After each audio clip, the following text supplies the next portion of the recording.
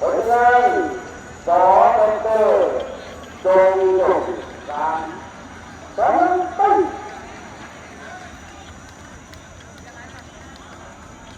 ไป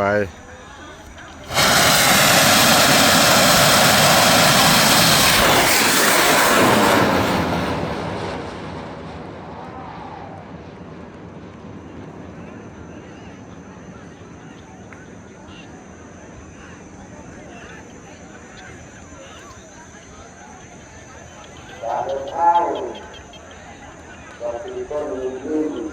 เลี้ยงไปปลายทางเป็นการแก้ไขที่ตามเป็นแบบใดล่างงามๆกำลังที่30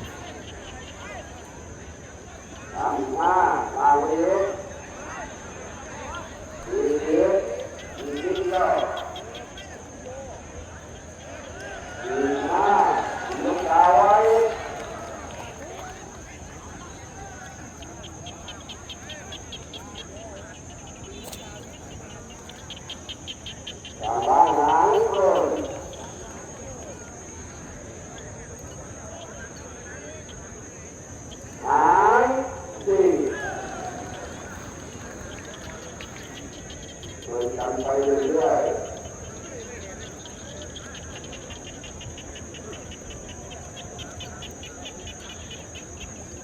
คอยโยกตาตาพอวนหวานโดนสิล้ำไปหวานไหลยิ่งเบา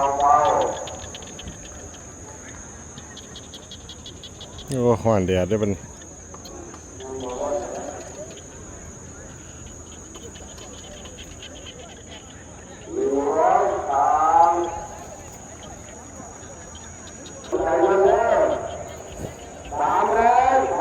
300ผ่านไปสอแท็กเตอร์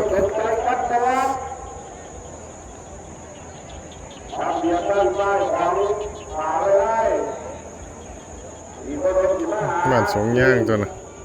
ควันมันไฟบ้านสงย่างกันแนมเห็นอยู่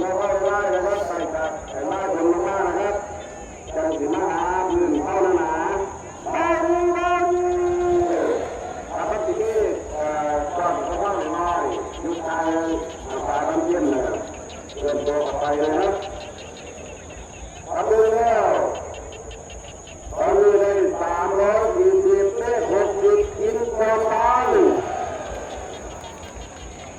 คอยโยกคอยลงมาดับคอยยืนโอ้คุณน่ะ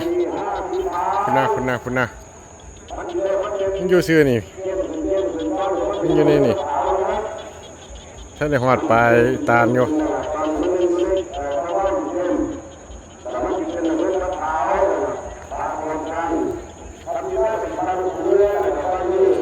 เห็นบาทเหลี่ยมบาทเดียวเมื่อกี้นี่เห็นบาทเหลี่ยมบาทเดียว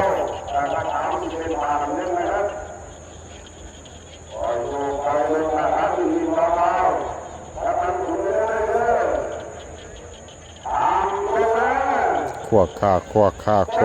เจิง390